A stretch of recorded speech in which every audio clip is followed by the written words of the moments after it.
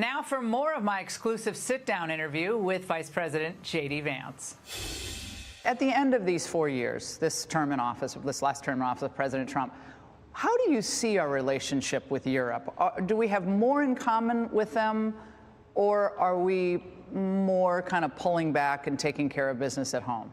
So, Laura, I really believe that we have a great deal in common with Europe. And I'm not, yes, the Europeans annoy me sometimes, and yes, I disagree with them on certain issues, but we have to remember that is the cradle of Western civilization. The entire idea of Christian civilization that led to the founding of the United States of America, that was formed in Europe. The cultural bonds, the religious bonds, these things are going to last beyond political disagreements, but I think that Europe, and frankly, I would have said this about America a year ago, but Europe is at risk, I think, of engaging in civilizational suicide.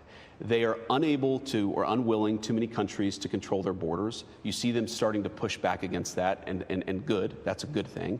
You see them starting to limit the free speech of their own citizens, even as those citizens are protesting against things like the border invasion that got Donald Trump and a number of European leaders elected. So look, I want Europe to thrive. I want them to be an important ally. Part of that is going to be Europe respecting its own people, respecting its own sovereignty, and America can't do that job for them. If you have a country like Germany, where you have another few million immigrants come in from countries that are totally culturally incompatible with Germany, then it doesn't matter what I think about Europe. Germany will have killed itself, and I hope they don't do that because I love Germany and I want Germany to thrive.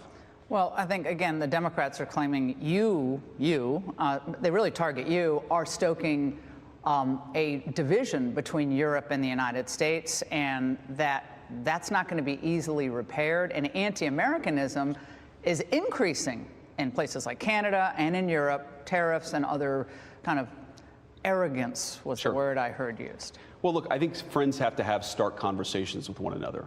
And the simple truth is that when we look at Europe, we see a great civilization, obviously a great ally of the United States, but we also see some free speech issues that worry us, and we see that they're doing some things on borders that are not just bad for their own countries, but ultimately bad for us. How many of the people who come in unchecked and unvetted into Europe eventually make their way into the United States of America? I think friends can have honest conversations with one another. We've heard the most disturbing and upsetting reports about what's happening to Christians and other minorities in Syria. The slaughter of women, children, men, given the fall of the Assad regime and what followed. What can, if anything, the administration do given that horrific, it looks like a just horrific massacre?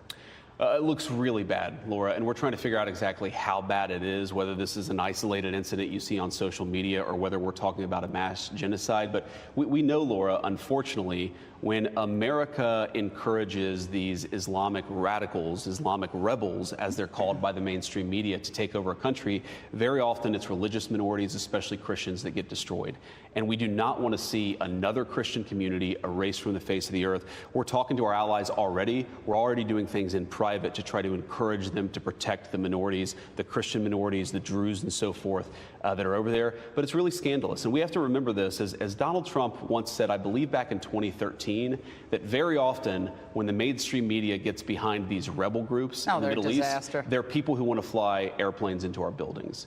We have to remember who we're dealing with, and we need to ensure that we protect some of these historical communities because, look, whatever your views on the Iraq war were, the consequence of our invasion of Iraq is that we destroyed one of the great historical Christian communities in the world. We don't want to allow that to happen again. We're certainly not going to put troops in Syria, but there are a lot of things that we can do diplomatically and economically to protect some of those groups. When you were in the meeting with Zelensky, with the president. Okay, this was like everyone was getting along. And so I've seen a lot of vice presidents and presidents before in those such meetings, high stakes meetings, but everyone's in the room.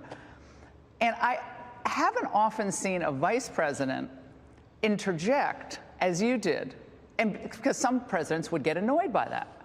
President Trump did not get annoyed by that, and this has happened. It's a good thing. This has happened a few other times as well. So my question is, was that kind of a good cop, bad cop thing you were doing? Was that planned? And did he express any annoyance afterward that you kind of jumped in? No, it was certainly not planned. And what happened is the same reporter had asked 2 questions. I thought they were unfair. So that same reporter asked a 3rd question. The president answered, and I just said, "Sir, do you mind if I answer that question too?" And sometimes, if you notice, he'll call on me at these press conferences. So you've got to be on your feet always with President Trump in the room. But I just wanted to answer the question. And then, of course, something I said in my answer caused the blow up. Zelensky got frustrated with it, and then everything went from there. The president, what I try to do is obviously he's the president.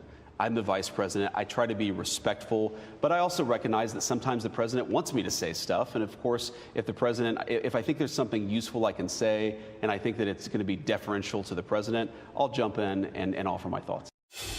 Click here to subscribe to the Fox News YouTube page to catch our hottest interviews and most compelling analysis. You won't get it anywhere else.